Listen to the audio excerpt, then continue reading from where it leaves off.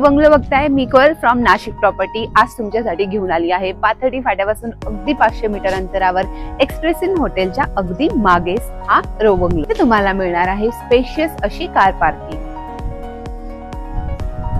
1400 square feet असलेल्या ह्या बंगलोवर तुमचा लिव्हिंग रूमचा साईज असणार आहे 11 बाय 15। इथे आहे तुमच्या वॉश बेसिनची जागा आणि तुमचा कॉमन वॉशरूम। हा आहे तुमचा 11 बाय 11चा किचन, जिथे तुम्हाला मिळणार आहे पॅरलल किचन प्लॅटफॉर्म। इथूनच तुम्हाला युटिलिटी साठी एंट्री सुद्धा आहे।